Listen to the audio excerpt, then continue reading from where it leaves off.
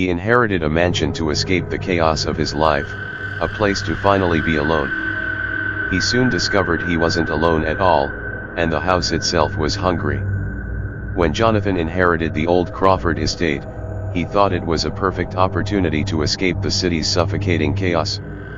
The town of Millfield whispered stories about the house, tales of vanishings, screams in the night, and unnatural shadows, but Jonathan dismissed them all as superstition.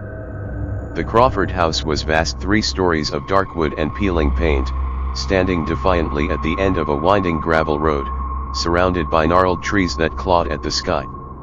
The air around it was heavy and still, as if holding its breath. On his first night, Jonathan sat in the grand parlor, lit only by flickering candlelight. The fireplace's ash was cold and untouched. Somewhere deep inside the house, floors creaked and groaned. A cold draft swept past as he flipped through dusty volumes left behind by the previous occupants. The grandfather clock chimed midnight, but the sound seemed distorted, echoing from beneath the floorboards. Suddenly, a whisper brushed his ear, so soft he almost thought he imagined it. "Jonathan!" He froze. "Who's there?" he called out, voice attempting courage. Only silence. The next morning, Jonathan explored more of the house. Cobwebbed chandeliers hung over rooms layered with dust, the wallpaper peeled like old scabs. A narrow staircase led to a locked basement door with rusted hinges. Curiosity gnawed at him. Down came the twilight again, and Jonathan prepared to face the unknown. He found a set of old keys in a rusted box on the mantel. The largest one fit the basement door perfectly. The door creaked open, revealing a stone staircase descending into darkness. His flashlight beam carved a path into the underground cellar. The air was damp and smelled of earth and rot. Halfway down, he spotted something peculiar, scratched markings on the walls, symbols that twisted and writhed like living things. The air hummed with an invisible energy. At the bottom was a door made of black wood, an iron ring the only handle. His fingers trembled as he opened it. Inside was a cavernous chamber filled only with an ancient mirror, standing taller than a man, its surface black as obsidian. Jonathan stepped closer. His reflection was missing, replaced by a swirling mist that seemed to breathe. A voice, brittle and hollow, echoed from the mirror. "Jonathan, help me." "Who are you?" he asked. The mist shifted, forming a gaunt woman's face, eyes hollow and full of despair. "I was trapped long ago, you can free me." Jonathan's heart pounded. "How?" "Bring me an offering.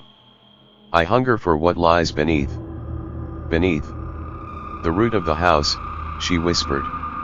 Suddenly, the chamber's temperature plummeted. His breath fogged, and the wall seemed to pulse. From the mirror, the woman's lips parted again, "Beware the hollow." Jonathan stumbled backward. The flashlight flickered and died. In the pitch darkness, whispers surrounded him, echoing in dozens of voices, all pleading, warning, screaming.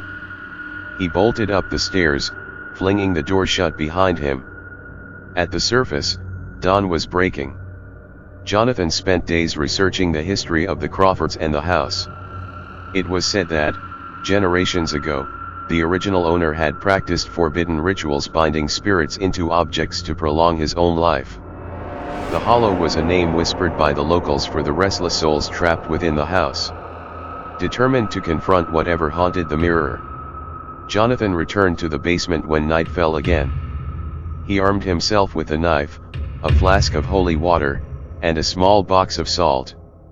He knelt before the mirror and began tracing the symbols he found earlier onto the dusty floor. "Show yourself," Jonathan demanded. The mirror's surface rippled like disturbed water. The woman's face emerged, sorrowful but desperate.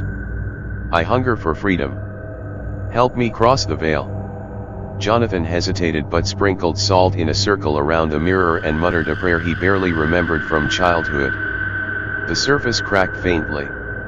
"Beware," the voice shrieked suddenly as the shadows behind the glass roiled and rose, spilling shapes into the room. The Hollow had awoken.